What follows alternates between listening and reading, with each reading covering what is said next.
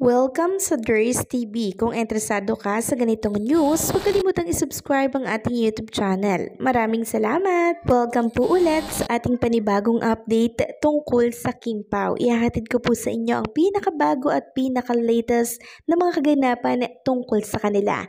Kaya naman kung hindi ka pa subscriber ng ating channel, pindutin nyo na ang notification bell para lagi kayong updated sa mga balitang trending at napapanahon. So, ayun, welcome back again sa ating YouTube channel mga ka-Kimpaw. And for tonight's video nga, pag-uusapan po natin ay tungkol sa mga kaganapan kina Kim and Paolo Abilino. So, paalala lamang po mailang araw na lang bago matapos ang voting period. Siguraduhin po ninyong makaboto na po kayo sa app or sa kanilang website. Iboto natin si Kim and Paolo Abilino. So, Love Team of the Year, iboto natin ang Kim Pao, Kim Chu, and Paolo Abilino. And dito naman sa TV Actress of the Year Primetime, iboto natin si Kim Chu for It's Showtime. And para naman sa TV Actress of the Year, iboto natin si Kim Chu for Linlang. And para naman sa TV Actor of the Year, syempre, Paolo Abilino, iboto po natin yan. Ilang araw na lang mga kakimpaw ang natitira, kaya naman sulitin natin ito para makaboto sa ating iniidolong si Kim and Paolo. So next topic naman, pag-usapan natin ang kaganapan dito sa Dubai kay Kim and Paolo Abilino. So, si Kim and Paolo Abilino po kanina, ang dami pong pinuntahan nila na meet and greet and special screening po ng My Love Will Make You Disappear, kaya I'm sure super pagod na po si Kim and Paolo Abilino. Pero after naman ito mga kakimpaw, for sure magbe-vacation naman sila, 'di ba? And magpapahinga sila kasi sabi ko nga po lagi, deserve nilang magpahinga kasi sobrang sipag po nila sa mga promotion na ginagawa nila. Grabe din, no?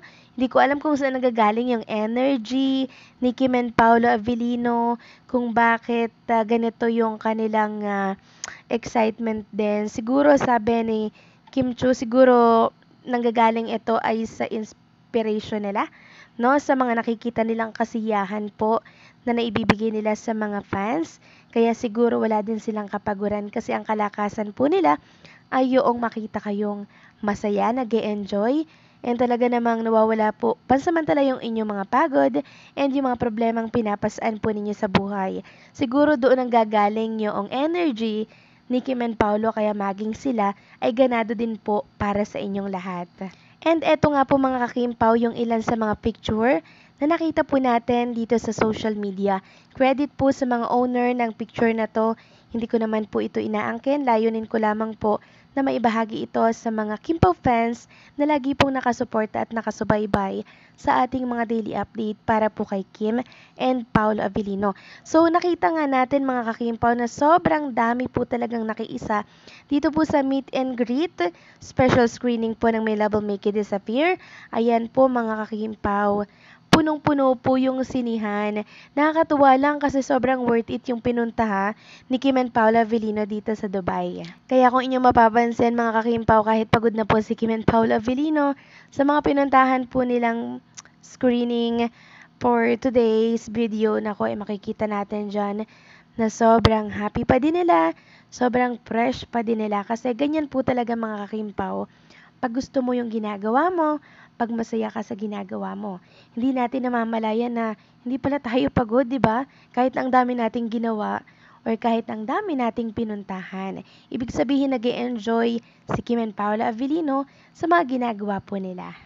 Next topic naman, pag-usapan natin itong inilabas na video sa Instagram account ni Chinita Princess.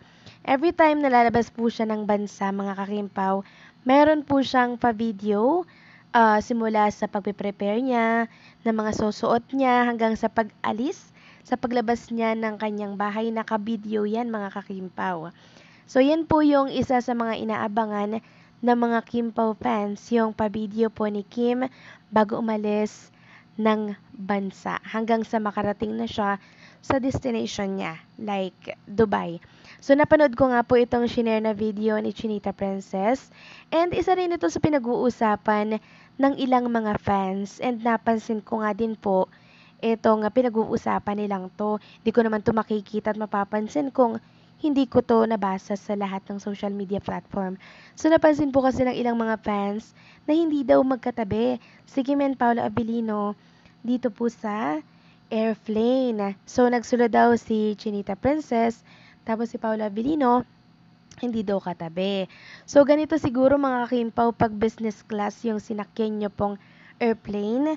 Talagang merong solo-solo kang pwesto para syempre ma-sure yung komportable ng iyong comfortable no, ng kanilang passenger.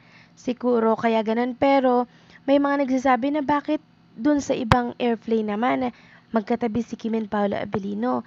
Pero bakit dito sa sinakyan nila papuntang Dubai, bakit solo si Chinita Princess dito? So, napansin ko mga kimpaw sa video na to, katabi niya si Paolo Abilino, pero hindi sila yung tabing-tabi talaga. Meron pong nagdi-divide, meron pong pagitan sa kanilang dalawa. And dahil nga dito mga kakimpaw, meron na namang mga nagtatanong na LQ, magkaaway po ba si Kim and Paolo Abilino? So sa tingin ko hindi naman po mga kakimpaw. And at isa pa, wala naman pong dapat pag-awayan si Kim and Paolo Abilino. 'Di ba? LQ, wala rin naman akong naiisip na dahilan para magkaroon sila ng LQ. So wag po nating bigyan ng dahilan or kahulugan yung mga napapansin natin dito sa mga video na inilalabas ni Kim Chu. So, ganito lang po talaga pag business class yung sinakyan nila. No? Iba-iba naman kasi talaga yan. Kung nung nakaraan magkatabi si Kim and Paolo Abilino sa isang airplane, meron din namang time na ganito nga yung setup nila. Pero hindi ibig sabihin na LQ na po agad si Kim and Paolo. Kasi magkatabi pa rin naman sila dyan. Meron lang talagang pagitan. Nag-uusap naman sila mga kimpaw, and nakita ko yan sa video. Meron pa nga pong nagtatanong na bakit hindi po sinama ni Chinita Princess si Paolo Abilino sa kanyang video kahit na may pagitan sa kanilang pwesto. Yun nga no, mapapaisip ka rin nga, bakit hindi yata sinama? Pero sumilip si Paolo ha. Ewan ko lang, baka siguro hindi pa rin magaling si Paolo Abilino mga kimpaw, no? Wala siya sa mood sumama sa video kay Kim Chu kasi nga po hindi pa rin maayos yung kanyang pakiramdam. So, tingnan natin, i-monitor natin sa mga susunod pong kaganapan kay Kim and Paolo Abilino kung talaga bang may LQ sila. Pero para sa akin, parang wala naman mga kakimpaw eh. Yung iba lang talaga yung nagbibigay ng ibang mga meaning sa mga napapansin po nila. So, si Kim and Paolo Abilino lamang po ang makakasagot nito. So, paano mga kakimpaw? Hanggang dito na lamang po ang update natin. Maraming salamat sa patuloy po na pagsuporta.